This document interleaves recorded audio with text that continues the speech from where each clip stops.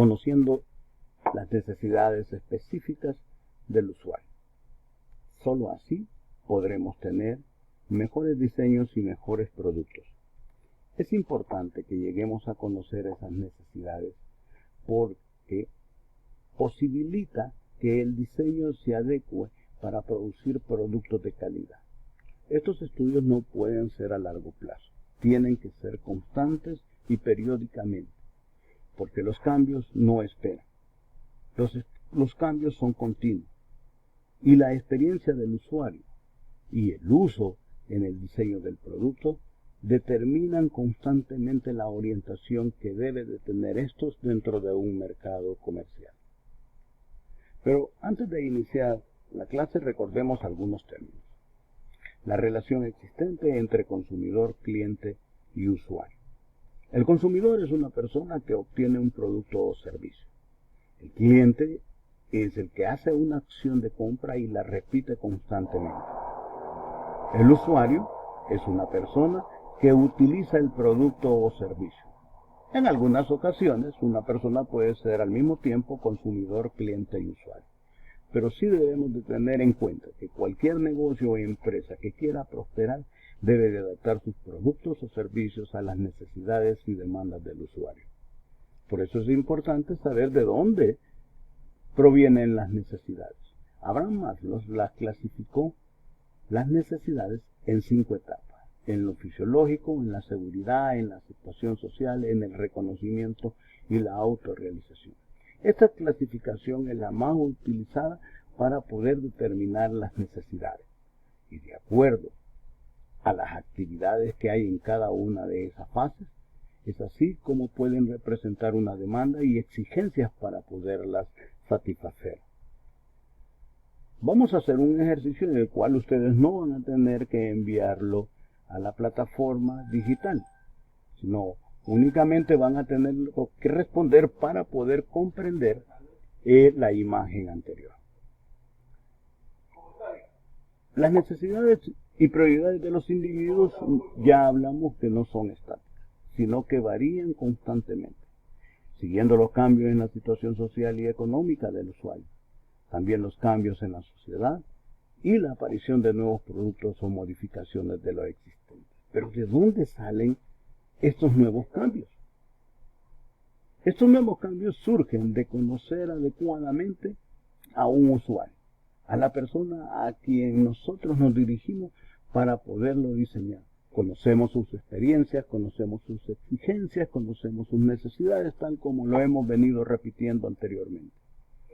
Pero para poderlo llegar a conocer, existen varias maneras de clasificarlo y de reunir sus principales características en un perfil. Hay varias formas o maneras de hacer un perfil. Veamos algunas de ellas. Hay factores que determinan un perfil básico del usuario y generalmente muchas personas, muchos diseñadores ocupan este perfil básico, donde tienen o le apuntan a la importancia de las características demográficas, características sociográficas y características psicográficas, o sea, cómo se relaciona, cómo vive y cómo piensa. Son aspectos importantes para poder determinar un perfil básico del usuario. Pero también podemos nosotros aglutinarlos o reunirlos por sus características al uso de elementos digitales. O sea, los perfiles de usuarios orientados al 2.0, como se conoce. Ahí es donde encontramos palabras o grupos que conocemos como los millennials, como los centennials, como los trolls, como los crackers o los stalkers. Cada uno de estos grupos tienen su propia definición y propias características, los cuales nos ayudan a clasificar a nuestro usuario en un determinado grupo.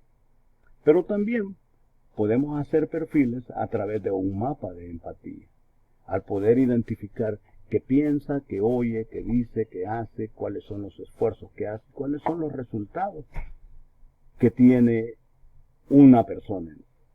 Esto nos da pie también para poder tener un perfil a base de un Bayer-Pearson. Los Bayer-Pearson nos ayudan al hecho de estar ordenando toda la información que podemos obtener de una persona.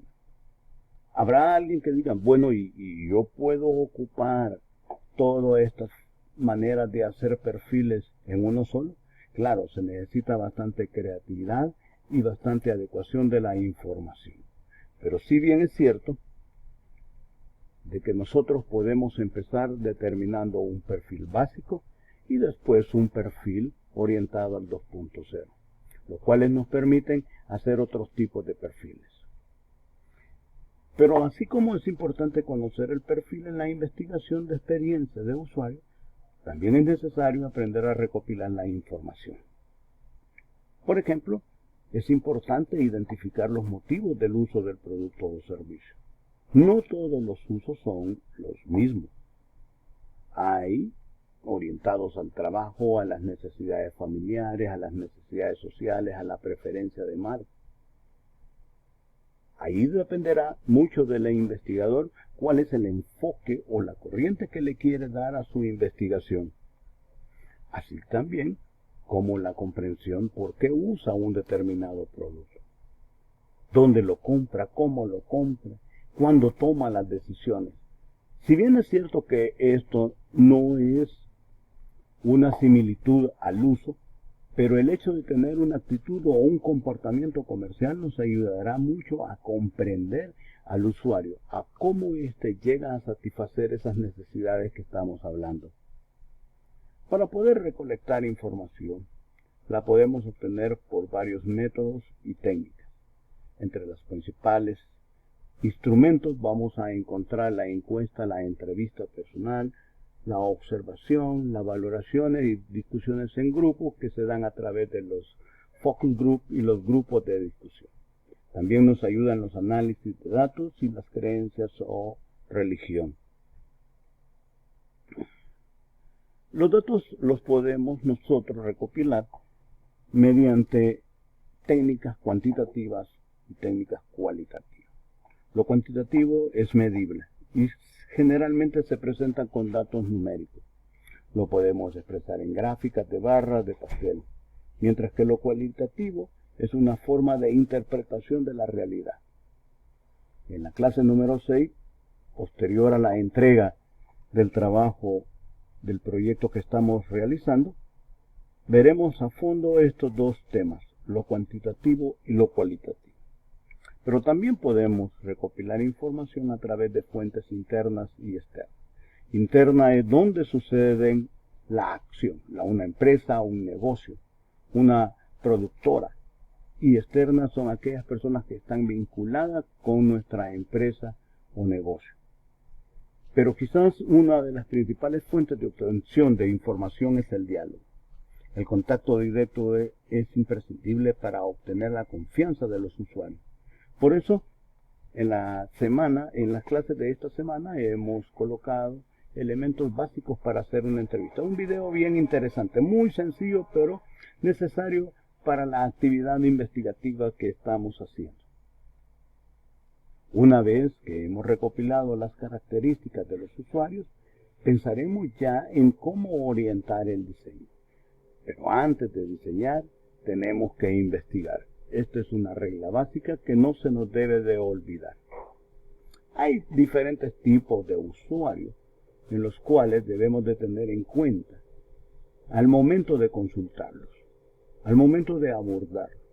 Están los tipos de usuario racional, que son personas que saben lo que quieren y necesitan, son concretos y concisos en sus demandas, y para consultarlos nosotros debemos de demostrarles seriedad e interés, demostrarles seguridad y profesionalidad y preguntar en forma precisa y completa. También están, entre otros ejemplos, porque hay muchos tipos de usuarios, pero aquí estamos viendo algunos ejemplos, aquellas personas reservadas, que nos cuesta sacarle información. A este tipo de personas hay que mostrarle una variedad del uso del producto, hay que darle explicaciones de todo y sobre todo el hecho de mostrar una calma y no ansiedad de quererle obtener la información.